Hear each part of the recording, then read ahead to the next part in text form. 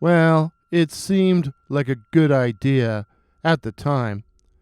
I got a text from my buddy Alex. Want to add a haunted house to our list? The list were the items on a scavenger hunt we were organizing. And we had a haunted house we could add, a real haunted house we could visit. They could visit if they dared.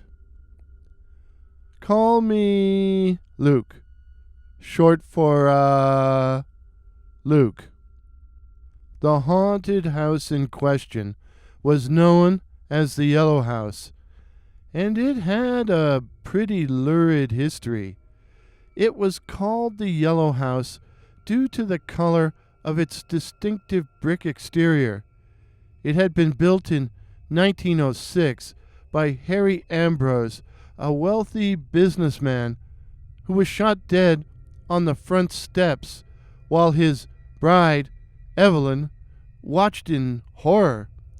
It was her first visit to the house, and Harry had planned to carry her over the threshold. Harry's murderer was a rejected suitor of Evelyn's. He was hanged.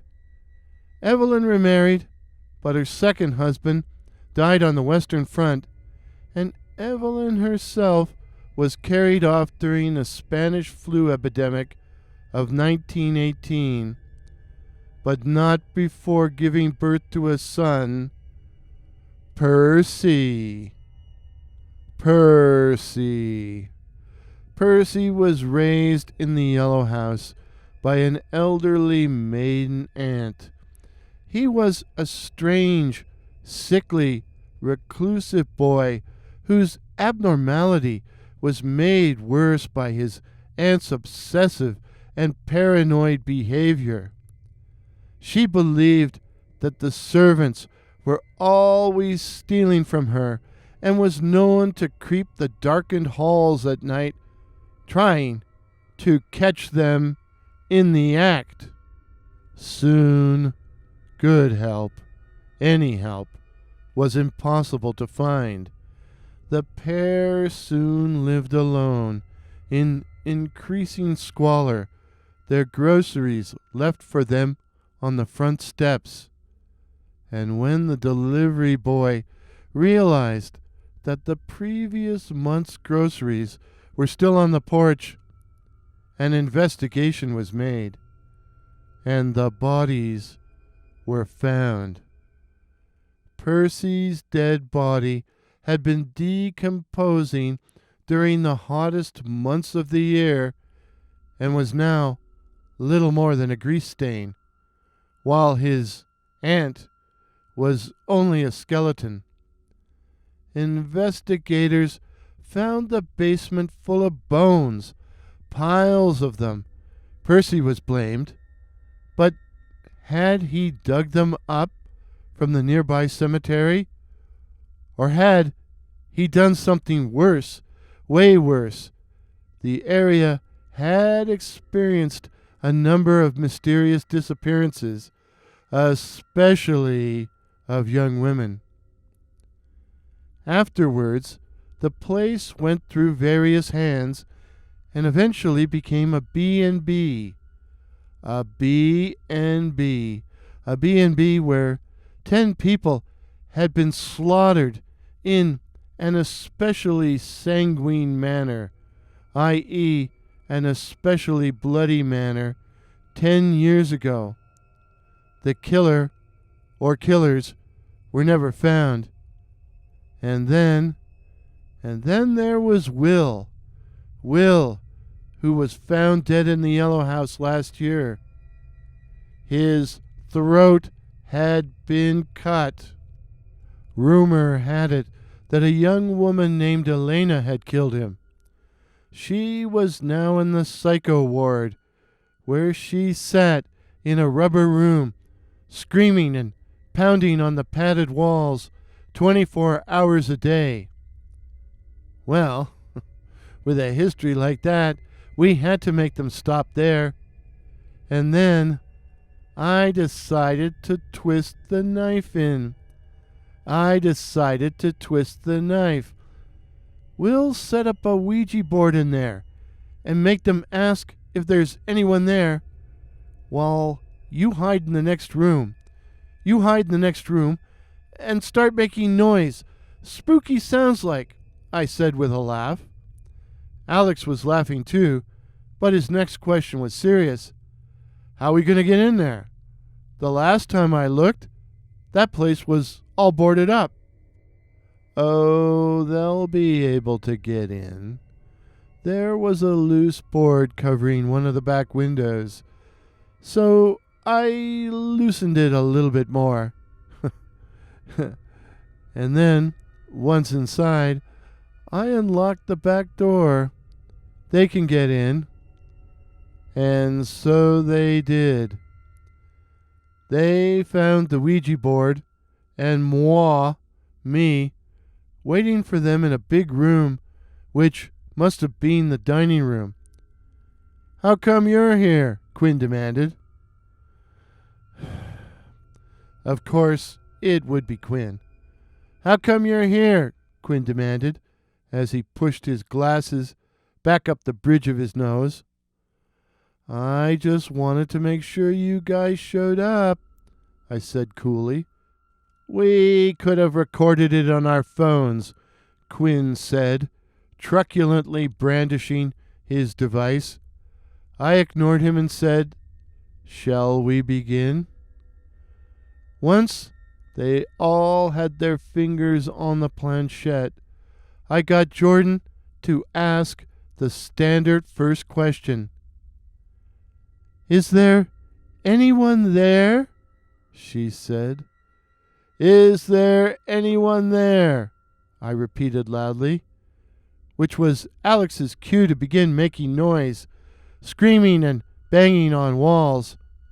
And so, right on cue, he unleashed a blood-curdling yell, which was followed by silence. Dead silence. Come on, Alex, I said to myself. Make some more noise. But nothing was happening. Everyone had jumped when Alex screamed, but they had kept their fingers glued to the planchette, which swung back and forth across the board, spelling out E-L-E-N-A.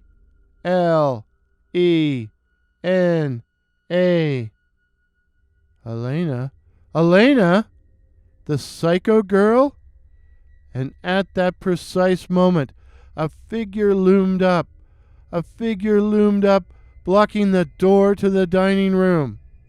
It was a young woman, about our age, a young woman who may have been pretty once, but now she was drooling, the black end of her tongue protruding from between her thin, cracked lips, while her hair was greasy and disheveled, the eyes wide and bloodshot. Her face was smeared with blood and gore, as was the white hospital gown she was wearing. We took all this in a split second, but our eyes were really riveted on the long, sharp knife she held in the white knuckles of her right hand, a knife which dripped blood, a knife which she slammed into the side of Quinn's torso. The big guy fell to the ground while the crazy woman, Elena, kept slashing at him. We all ran to Quinn's defense, right? Nope.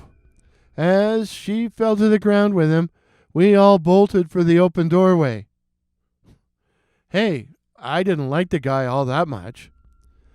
I ran into the hallway, only to hear Elena hot on our heels, but I knew the layout of the place and the whereabouts of a closet to hide in. a closet with a lock.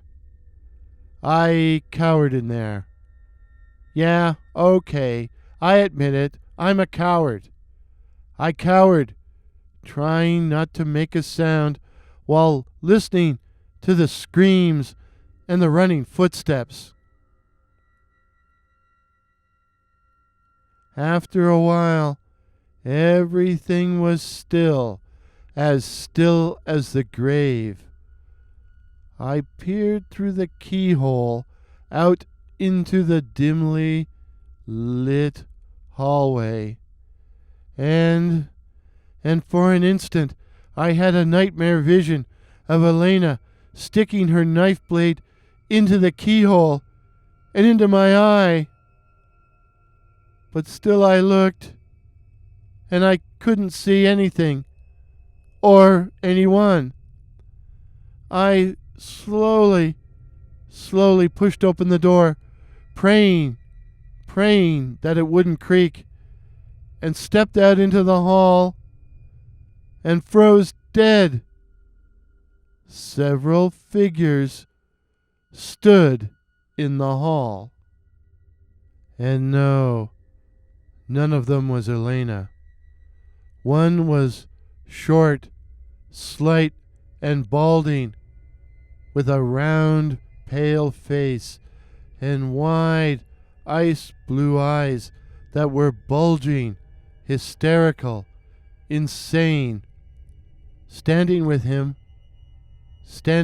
were two men who might have been father and son. They looked so much alike. They even had the same gaping maws where their throats had been cut. I recognized the short man as I'd seen his photograph in an article about the Yellow House. It was Percy, the serial killer. And I knew the younger guy. His name was Will, and he had been murdered. All this was bad enough. But then I heard a strange, slithering noise, and I looked down. A number of body parts were crawling across the floor towards me. Hands, legs, a wobbling torso, a rolling head, all moving down the hallway towards me, leaving a trail of blood and slime. It was Alex. I turned to run and ran right into the sharp blade of Elena's long, sharp knife. I felt the cold blade sliding into my stomach's warm flesh, and after that, I didn't feel a thing. Nothing at all.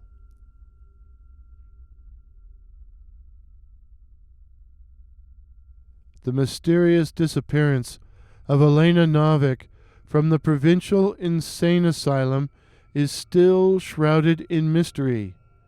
Elena, who was suspected of the murder of local student Will Jameson in the infamous Yellow House, had been confined in a special padded cell in the asylum's high security area.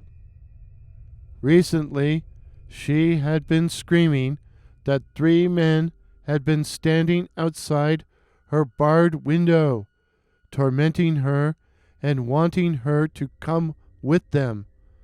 But upon investigation, no trace of the men or of any unknown person could be found on the grounds of the asylum.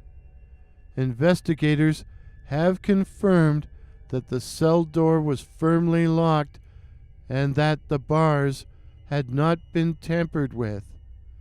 They have no explanation as to how Elena managed to escape. She is considered homicidal and dangerous. Anyone with any information as to Elena Novick and her current whereabouts should call blah blah blah blah blah blah blah blah blah. Well, I have a suggestion for them. They should check out the Yellow House. They'll find Elena there, along with creepy little Percy, and Big Will and Little Will, a real pair of cutthroat dudes, and Alex, and me. We're the ones crawling and wiggling across the floor. At least, what's left of us. You see, after meeting Elena, well, I kinda went all to pieces. The moral of the story: scavenger hunts can be fun till you meet the scavenger. If this is your first visit to my channel, please consider subscribing. My name is Warren, and I write and tell original ghost stories and original horror stories featuring such cryptids as the Night Floaters, werewolves, and the Black-Eyed Children. So again, please consider subscribing. Please help me to reach my goal of 2,021 subs in 2021. Till midnight. Cheers! Pictures used in today's video, courtesy of Pix Here, that's PX Here, while the music was The Dreadful, The Dread, by that wonderful patron of the internet, Kevin MacLeod. Wow, my voice is kind of rough today, so I hope this sounds okay. But I had time in the studio booked, and, well, the show must go on.